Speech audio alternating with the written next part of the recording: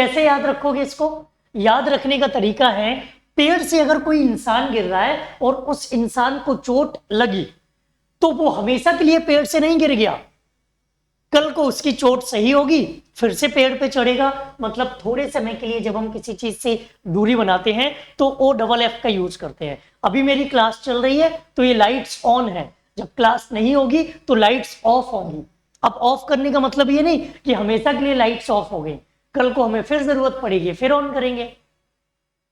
आपकी शादी हो गई और आपकी धर्म पत्नी आपसे कुछ समय के लिए विदा लेकर अपने मायके घूमने गई, तो क्या वो हमेशा के लिए दूर हो गई? थोड़े समय के लिए गई है, अभी वापस फिर आएंगी, फिर आपसे बर्तन धुलवाएंगी। तो ऐसी कंडीशन में किसका यूज करेंगे? OFF का यूज करेंगे। वैसे ये मिस्टर एक्स पेड़ से गिरे हैं तो इनकी चोट सही हो जाएगी, ये फिर पेड़ पर चढ़ेंगे, तो ऐसी कंडीशन में किसका यूज करेंगे? ऑफ का। लेकिन अब सोचो कि पेड़ से फल गिरा है, पेड़ से पत्ती गिरी है, फल गिरा और फल इंतजार कर रहा है। मान लो आम सुबह गिर गया 6 बजे, अब वो इंतजार कर रहा है 7 बजे, 8 बजे, 9 बजे, 10 बजे, 11 बजे, 12 बजे, 1 बजे, और रात तक, शाम तक इंतजार किया, किसी ने उस फल को उठाया ही नहीं, तो वो फल दोबारा चिपक जाएगा जाकर के? क्या नहीं ना। अब ऐसे ही अगर पत्ती गिरी तो पत्ती इंतजार कर रही, हे भगवान मुझे कोई उठाएगा, हे प्रभु मुझे कोई उठाएगा, और उस पत्ती को किसी ने नहीं उठाया तो वो पत्ती दोबारा चिपक गई जाकर के? नहीं ना, वो पत्ती हमेशा के लिए दूर हो गई। और जब हम किसी चीज से हमेशा के लिए दूरी बना लें तो ऐसी कंडीशन में किसका यूज करते हैं? ऐसी कंडीशन में हम फ्रॉम का यूज करते हैं। किसका यूज करते हैं? फ्रॉम का। एक और कॉन्सेप्ट इसी से समझो, साइंस में आप पढ़ते हो फिजिकल चेंजेस, हिंदी में क्या बोलते हैं? भौतिक परिवर्तन। एक होता है केमिकल चेंज, जिसे हम कहते हैं रासायनिक परिवर्तन। अब फिजिकल चेंज क्या होता है? इसकी हिंदी होती है भौतिक परिवर्तन, और केमिकल चेंज मतलब रासायनिक परिवर्तन। बहुत ध्यान से समझना और नोट भी करना इसको। भौतिक परिवर्तन का मतलब है, जैसे मेरे पास गोल्ड है, ये मेरी रिंग है, गोल्ड की बनी हुई है, गोल्ड से हमने क्या बना दिया? रिंग। ये पहनते पहनते पहनते पहनते पहनते पहनते घिस जाएगी, पुरानी पड़ जाएगी। अब हम क्या करेंगे? इसको दोबारा से, वो पुरानी पड़ जाएगी, तोड़ फोड़ करके दोबारा से उससे सोना बन जाएगा। या कोई मेरी अंगूठी को कूट पीट दे, तोड़ फोड़ दे, वो फिर से सोना बन जाएगी। ये कहलाता है भौतिक परिवर्तन, कि कोई वस्तु अपने पुराने रूप में आ जाए। जैसे हमने लकड़ी ली और लकड़ी से क्या बना दी? चेयर।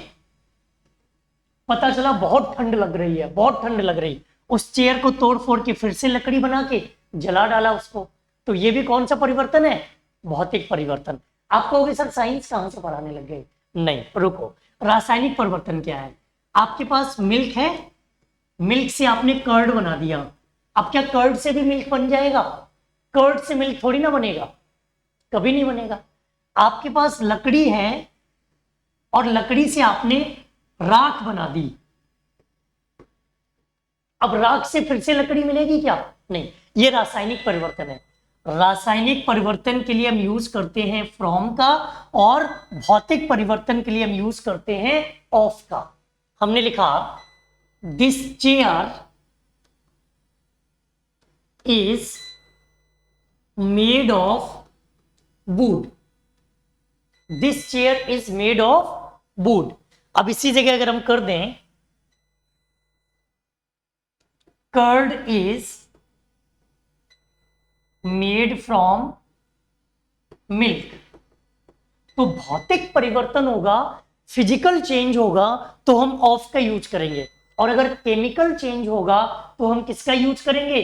फ्रॉम का यूज करेंगे। आप साइंस पढ़ो तब भी ग्रामर की फीलिंग आनी चाहिए, आप मैथमेटिक्स पढ़ो उसमें भी अभी हम आगे बताएंगे आपको, आप कोई भी सब्जेक्ट पढ़िए आपको इसकी फीलिंग आने ही वाली है।